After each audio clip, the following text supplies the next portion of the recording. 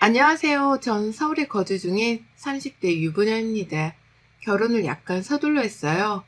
남편과 연애를 꽤나 길게 한 편이었는데 어쩌다 보니 결혼해버린 거 있죠?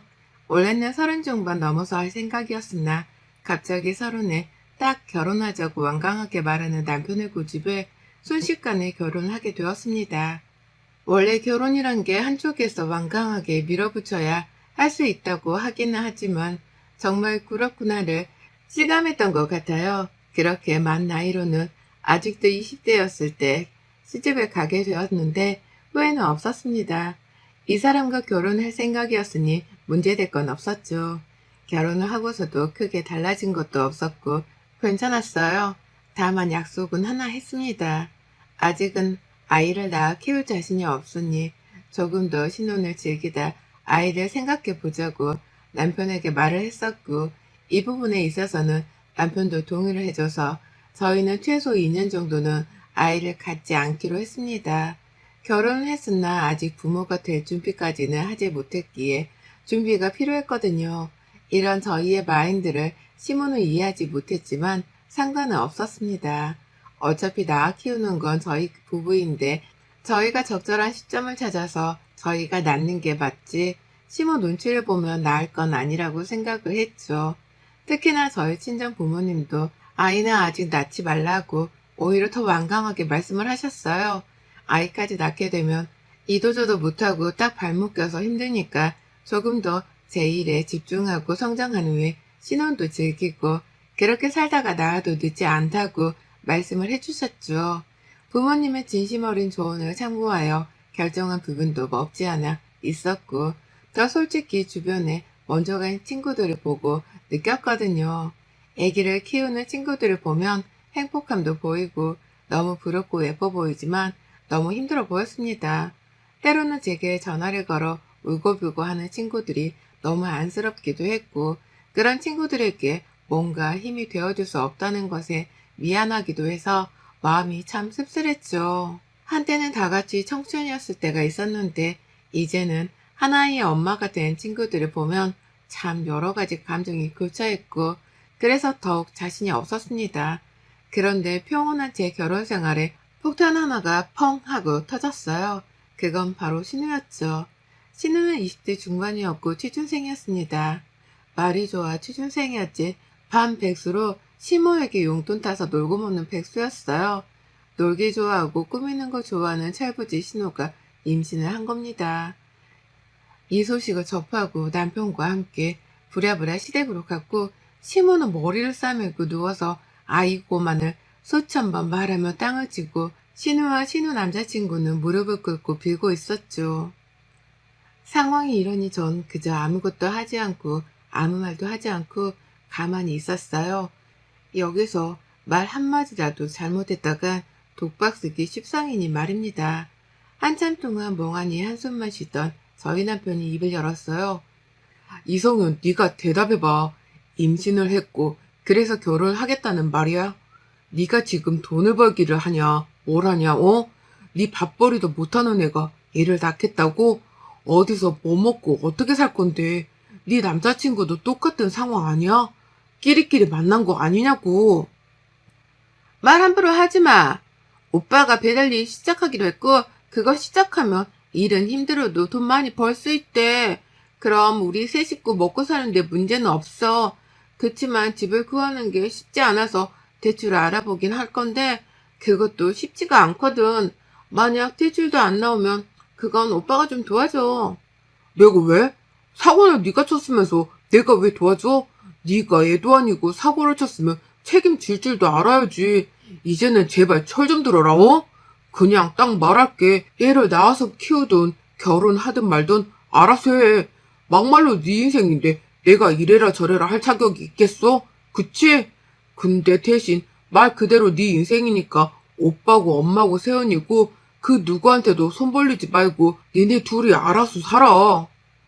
하, 오빠 어떻게 사냐고. 한 푼도 없는데. 그럴 각오도 없으면 수술해. 딱 여기까지야. 더 이상 말 안 해. 엄마도 더 이상 말하지 마. 뭐하러 상대해. 냅둬.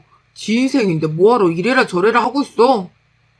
저희 남편은 굉장히 완강하게 말했습니다. 저도 이렇게까지 완강하게 말할 줄 몰라서 놀랐는데 신우는 더 놀랐겠죠. 그래서일까요? 바로 눈물을 쏟아버리더라고요.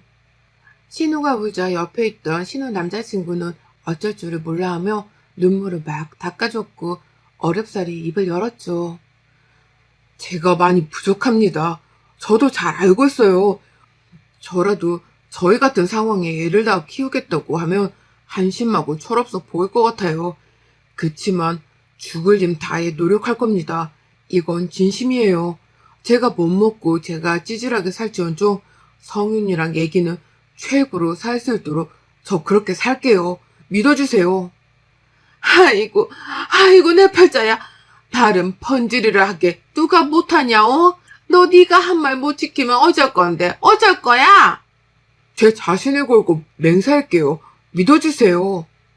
결국 허락을 안 할 수도 없는 상황이었으니 허락 아닌 허락을 하게 되었고 그렇게 신우는 급하게 결혼을 하게 되었습니다. 결혼을 해보신 분들은 아실 테지만 다 돈이죠. 이것도 저것도 다 돈이기 때문에 돈 없으면 진짜 힘든 게 결혼 아니겠어요?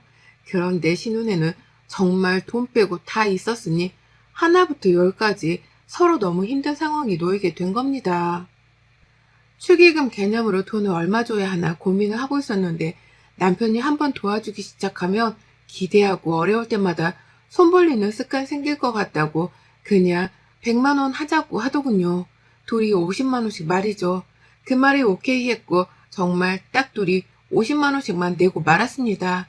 추후에 그걸 안 신우는 남편에게 전화를 해서 동생이 둘도 셋도 아니고 하나인데 어떻게 50만 원만 낼 수가 있냐면서 친오빠 맞냐고 막 따져 물었고 남편은 기분 더러우면 그 50만 원도 다시 보내라며 계좌번호를 카톡으로 보내버렸죠.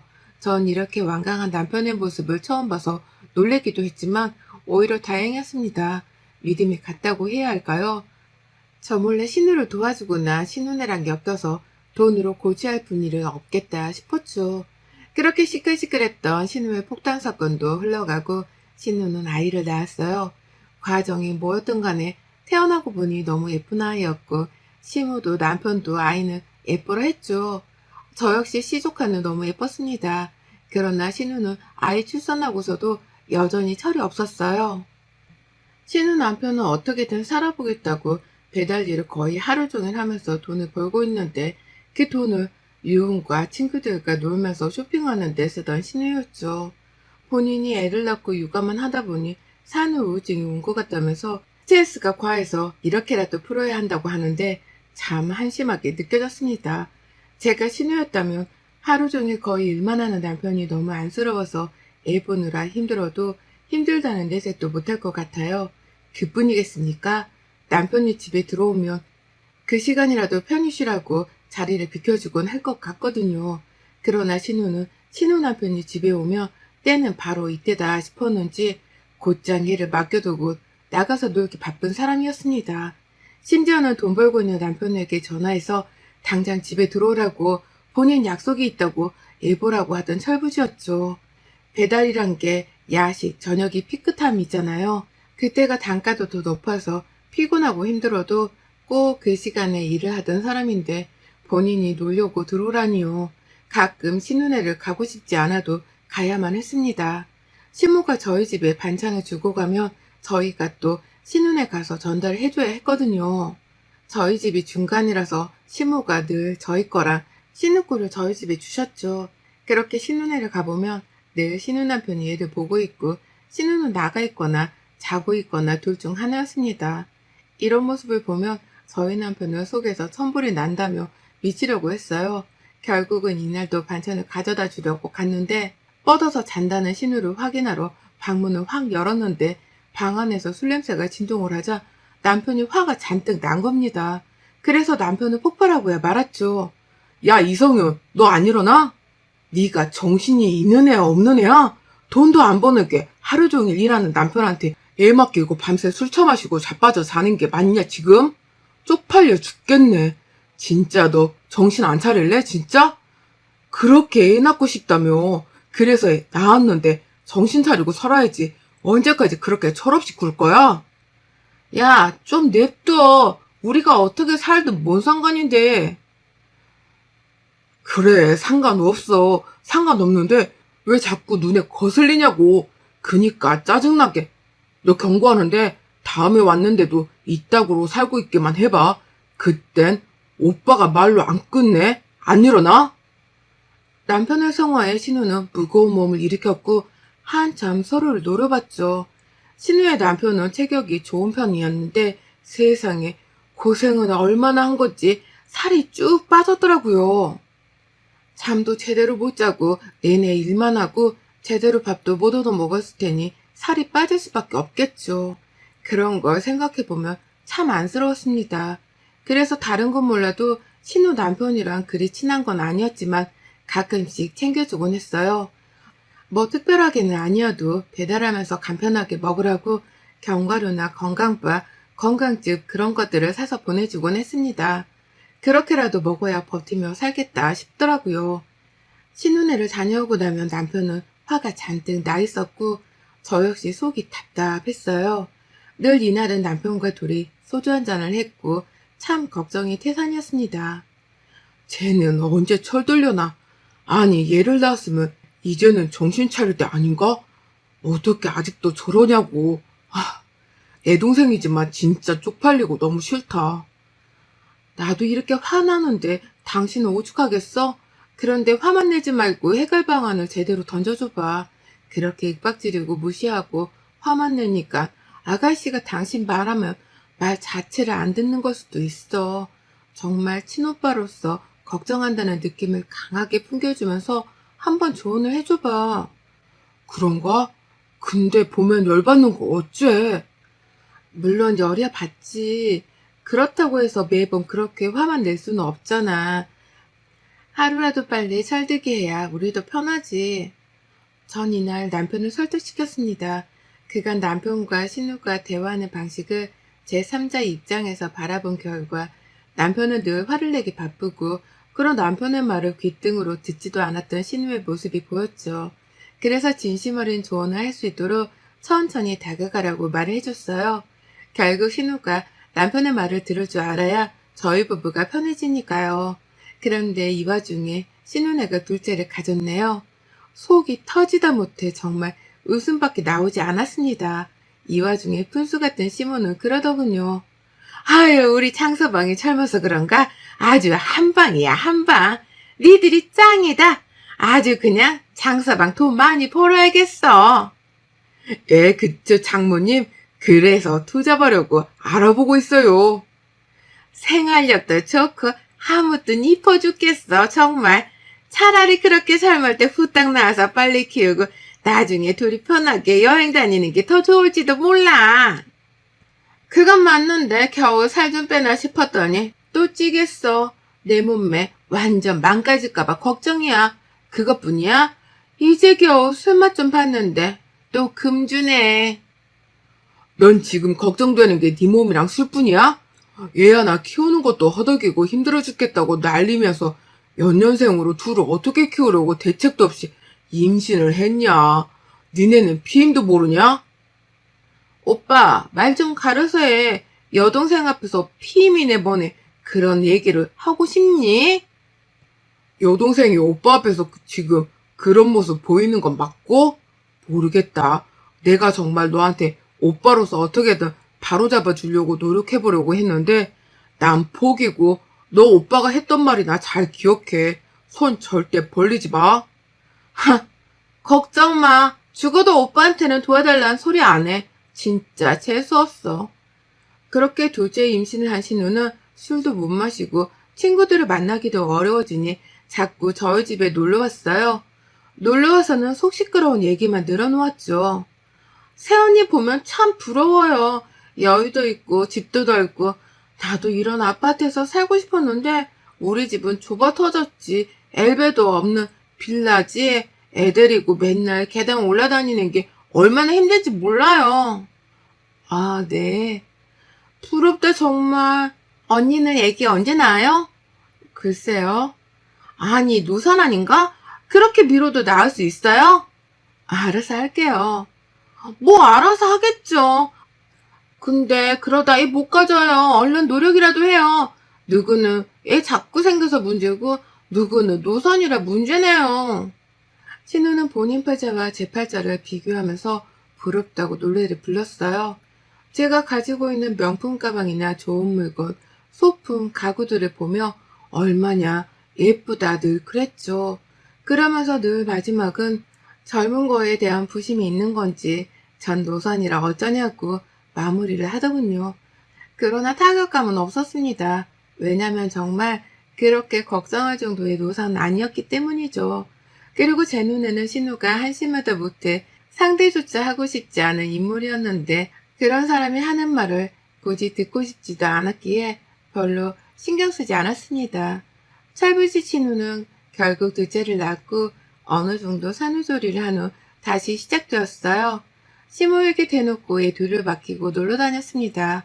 10달 동안 술도 한 모금 못 마시고 힘들었으니 놀 자유가 있다고 말하며 외박도 서슴없이 했다고 해요.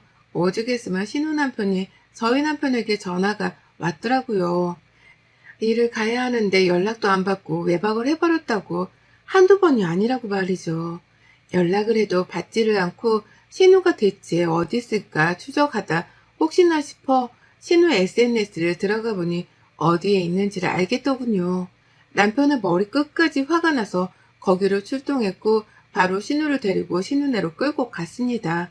한바탕 난리가 났죠. 네가 낳은 애들을 왜 자꾸 이리저리 내팽개치고 놀러다녀? 네가 그러고도 애들 엄마냐?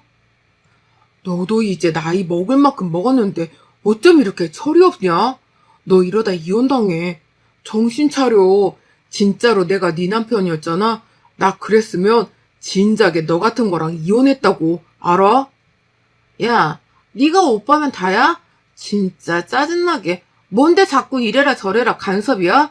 엄마가 봐준다고 했고 내가 내 새끼들 지들 아빠한테 맡겨두고 좀 친구 만나고 온 게 뭐가 그렇게 잘못인데. 넌 네 남편 불쌍하지도 않냐? 살이 빠지다 못해 해골 같더라. 어? 쉬고 싶다도 아니고 돈 벌러 가야 하는데 네가 안 온다잖냐. 해도 너무하다. 너 진짜 사람이냐? 이날 남편은 시모에게도 전화해서 난리를 쳤어요. 애들 봐주면 가만 안 둔다고, 시모도 보러 안 간다고 말이죠.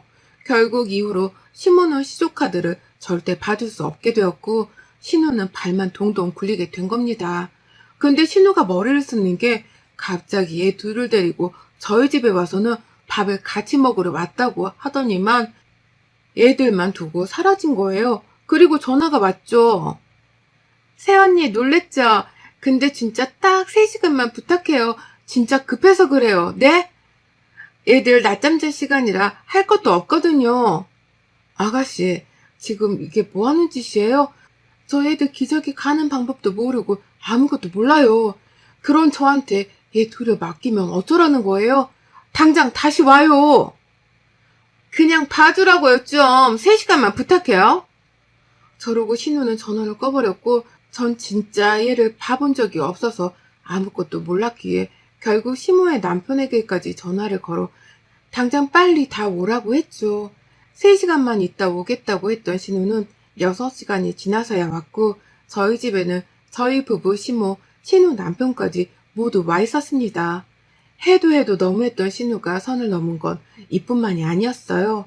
저희 집이 반려견을 키워서 반려견 때문에 홈카메라가 있는데 그걸 몰랐는지 제 지갑에서 돈을 싹 꺼내가는 모습도 찍혔죠.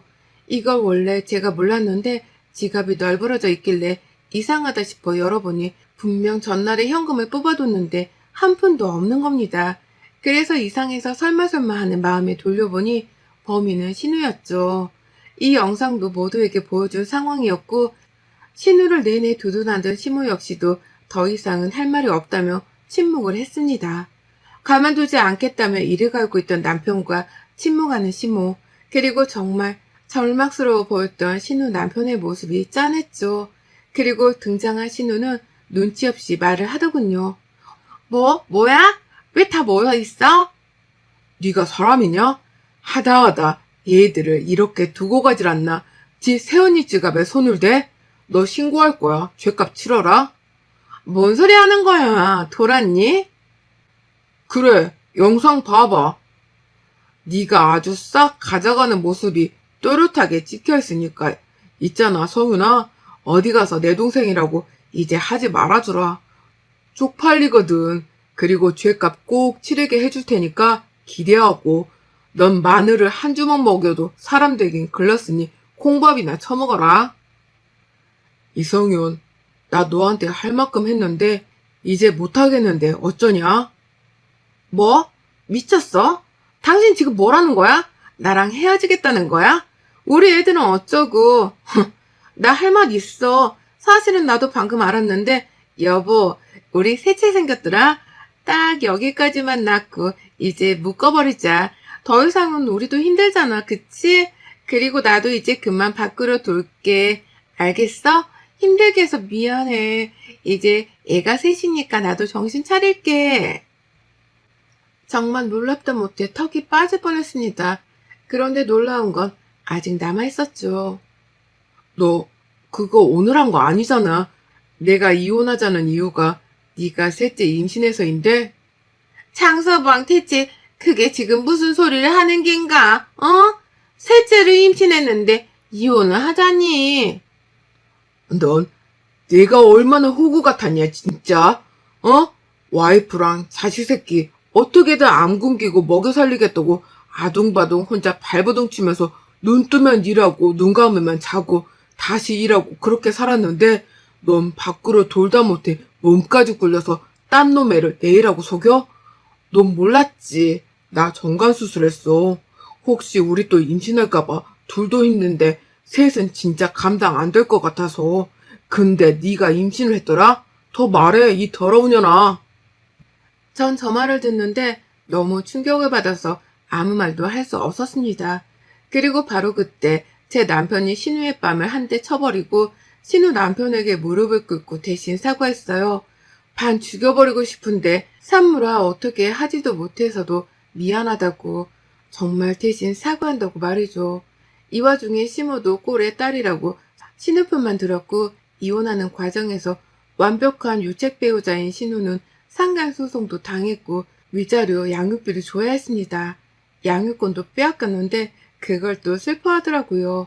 이제 와서 시모는 파리 안으로 굽는다에 정석을 보여라도 주는 듯 딴 놈 애를 가진 신우를 정성으로 보살펴었고 그런 시모에게 정이 확 떨어져 버린 남편은 시모와 신우 둘 다 살아서는 더 이상 보지 말자고 말한 후 지금껏 단 한 번도 저희를 안 보고 있습니다.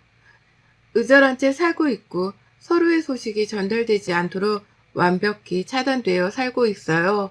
그리고 이혼 직후 신우 남편에게는 저희 부부가 따로 찾아가서 사죄를 다시 한번 했고 시조카드 선물을 잔뜩 사들고 갔죠. 지금도 간간히 시조카드 용돈 선물은 보내줘요. 또 당장 필요한 게 현금일 테니 신우 남편에게 사죄의 의미로 현금을 쥐어줬습니다. 신우 남편은 아이들을 품어주는 좋은 여성분과 재혼을 해서 잘 살고 있고 신우는 임신한 그 남자에게도 버림을 받아 홀로 애 낳고 살고 있는 것까지가 마지막 소식이었답니다. 여러분의 생각은 댓글로 남겨주세요. 오늘도 시청해주셔서 정말 감사합니다.